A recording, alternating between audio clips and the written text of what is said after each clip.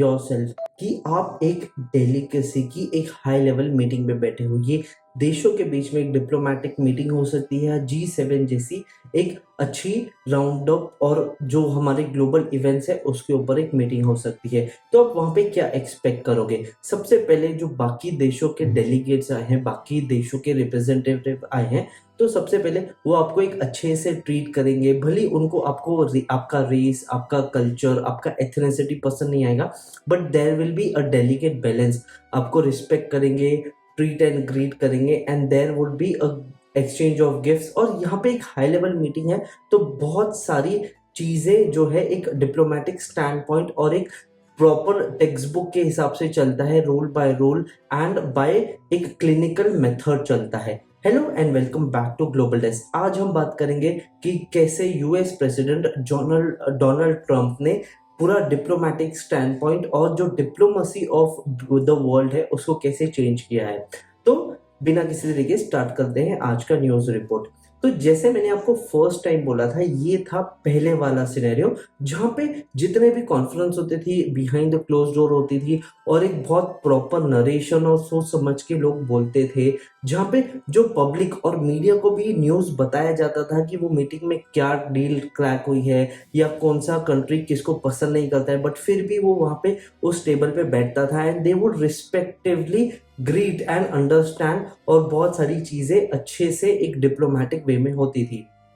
और यहाँ पे जो हम मीडिया और पब्लिक को बताया जाता था, ये सोच समझ के एक डायलॉग क्रिएट किया जाता था कि क्या बोलना है क्या नहीं बोलना है। फॉर एग्जांपल अगर ट्रेड होती थी तो वहाँ पे बहुत अच्छे से बोला जाता था कि ये दो देशों के बीच में ट्रेड हो रही है और वो इतना इन्वेस्ट करेंगे, ये करेंगे। प्रॉपर सोच समझ के बोला जाता था कि किसका कितना इन्वॉल्वमेंट होगा, किसका नहीं होगा। एंड उसी के साथ साथ अगर ट्रेड नहीं होते था तो फिर दोनों भी एक, भले उनके पीठ पीछे कुछ भी हो रहा हो, but in the front of public and in the front of the media वहां पे एक बोला जाता था कि ये डील नहीं होगा है, ये ट्रेड नहीं होगा, या फिर समथिंग ऐसा है, देयर आर डिफरेंस, या फिर वो और ज्यादा टाइम मांगते थे कि भाई हम नेक्स्ट इसमें देख लेंगे, हम नेक्स्ट मीटिंग में देख लेंगे।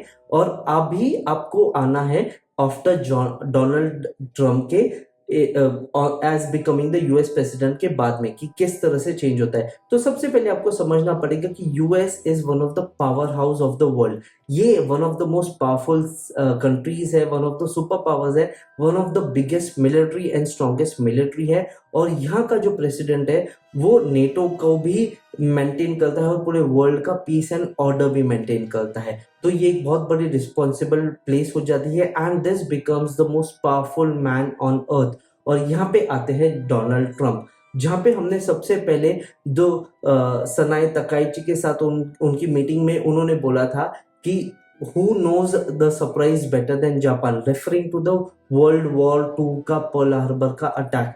तो इन्होंने पास भी नहीं गया है, lots of people hate him, lots of people love him, but the point is उन्होंने जिस तरह से डिप्लोमेटिक स्टैंड पॉइंट चेंज किया है ऑफ द वर्ल्ड, जहाँ पे लोग एक दूसरे को, कंट्रीज एक दूसरे को भरोसा ही नहीं कर रहे। जो सबसे बड़ा पीस ट्रीटी था नेटो, उन्हीं को उन्होंने पब्लिकली बुली किया है, कॉल आउट किया है। इनफैक्ट अभी रिसेंटली उनका जॉर्जिया मेलोनी जो इटली के प्रेसिडेंट है, उन्हीं के साथ एक कंट्रोवर्सी किया था। And I never beg.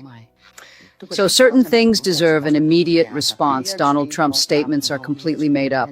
I am frankly appalled. I don't know why the President of the United States behaves this way with his own allies.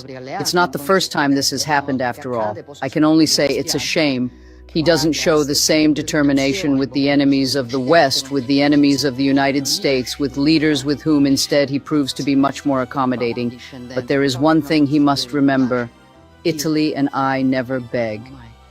है जॉर्जिया मेलोनी, वो खुद आके सोशल मीडिया पे बोल रही हैं कि neither she neither the Italy will ever beg. और ये एक यूएस प्रेसिडेंट कर रहा है जो एक दूसरे प्रेसिडेंट के बारे में, दूसरी कंट्री के एक हायर ऑफिशियल के बारे में ऐसे बोल रहा है। उसके अलावा अभी रिसेंटली जहाँ पे टर्की में एक नेटो का समिट हुआ था, ही इज टेलिंग कि वो ग्रीनलैंड को बाय कर देंगे, और फिर वहां पे पूरे टेंशंस बढ़ रहे हैं। ईरान और यूएस का वॉर तो हमारे को पता ही है, जहां पे ही publicly abuses the NATO ally कि उन्होंने हेल्प नहीं किया है ईरान के वॉर में, उसको एयरपोर्ट्स नहीं दिए हैं and all the things that he did. And one of the biggest thing is कि अभी उन्होंने जहाँ पे व्लादिमीर जेलेंस्की के साथ मीटिंग में उन्हीं को रेफरेंस किया एज व्लादिमीर पुतिन। अब ये दोनों एक वॉर में है जो इतने टाइम से चल रहा है, जहाँ पे he is bullying and pressurising as well as supporting the Zelensky. अब इसके अलावा जो यूक्रेन है वो किस तरह से हैंडल कर रहा है सिचुएशन को, that is known as the diplomatic world and diplomatic way. एक बहुत बड़ी चीज इसमें हुआ है, जो ये क्लोज डोर कॉन्फ्रेंस होती थी ये पब्लिक हो गई है। पब्लिक में bullying and rubbish words use करने लग गए हैं, फाउल लैंग्वेजेस का यूज होना इज अ कॉमन वे, और यहाँ पे पब्लिक तमाशा देख रही है। इसका इतना बड़ा इम्पैक्ट हुआ है, नेटो और इजराइल जैसे कंट्रीज जो सिर्फ यूएस के डिफेंस बाय करते थे, जो बहुत क्लोजली टाइज करते थे, आज वो पूरे वर्ल्ड में अलग अलग देशों के साथ अपने क्लोज टाइज एंड एक सेकेंड वे आउट के लिए अपने डिफेंस एंड बहुत सारी चीज़ों को ट्रेड रूट्स, एनर्जी रूट्स, ये टाइज करना चाहते हैं। और कुछ ऐसे देश हैं जो शायद उन देशों के साथ कभी वो रिश्ता बनाते ही नहीं, बिकॉज एक वर्ल्ड अनसर्टनिटी पे है।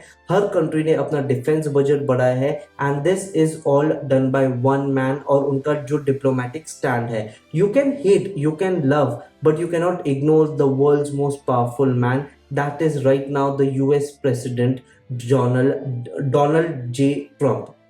अब इसके साथ एक बहुत बड़ी चीज आती है कि जब पब्लिक में इतना सब आ जाता है, जब पब्लिक में ही सारी मीटिंग्स होती हैं और इनका एक ऐसा बुलिश एंड इतना एथिकल एंड अनप्रेसिडेंटेड वेव आता है, तो बाकी देशों में भी आता है। एक अनसर्टेनिटी आई है, बहुत सारे ऐसे टॉक्स हुई हैं, बहुत सारे ऐसी चीजें हुई हैं जो शायद पब्लिक और मीडिया को पता ही नहीं होने चाहिए, एज वेल एज बहुत सारे प्रेसिडेंट्स अभी अनसर्टन है, बहुत सारे देश अनसर्टन है, जहाँ पे हम ऐसे वॉर एक्सपेक्ट कर सकते हैं और अगले मोमेंट या अगले दिन या अगले पल क्या हो जाएगा किसी को कुछ नहीं पता है। तो world after Donald J Trump, the US president के बाद एक अनसर्टनिटी पे है कि नेक्स्ट क्या होगा, किसके क्या डिप्लोमेटिक टाइज बन सकते हैं, किसको क्या बन सकता है। And this is the confidence जो एक बहुत वाइल्ड फायर जैसा है कि ये बना भी सकता है, रिश्ते बिगाड़ भी सकता है। इसका एक बहुत बड़ा रीजन ये आया है कि जो वर्ल्ड में ट्रेड एंड डिप्लोमेटिक वेज थे, जो एक टेक्निकल और एक क्लिनिकल वेज थे कि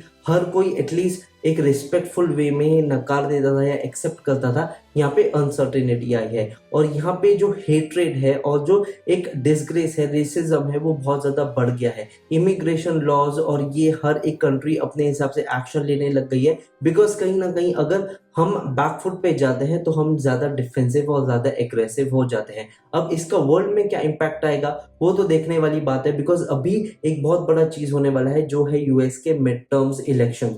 अब ये किस तरह से पासा पलटता है, किस तरह से चीजें होती है, वो देखने वाली चीज है। बट एक चीज है कि जो सबसे most powerful seat in the world है वो कितने डिप्लोमेटिकली इफेक्ट कर सकती है पूरे वर्ल्ड को, कितना केओस एंड ऑर्डर बना सकती है, ये तो हमने एक्सपीरियंस किया है in this year. What are your thoughts on this? Let me know down in the comment box below. Donald J Trump के बारे में आपके क्या थॉट्स है, मुझे कमेंट बॉक्स में बताइए। और क्या आपको लगता है कि अभी जैसे अपफ्रंट एंड जो इतना ओपननेस आया है in the diplomatic and the geopolitical world, क्या वो वैसे ही रहेगा, नहीं रहेगा? मुझे कमेंट बॉक्स में बताइए। What are your thoughts on this? Let me know in the comment box below. Global desk को सब्सक्राइब नहीं किया, ग्लोबल डेस्क को सब्सक्राइब कीजिए, आपको बहुत इंपॉर्टेंट एंड अपडेट्स मिलते रहेंगे। Till the time I will see you in my next video. Have a nice day, take care and be happy.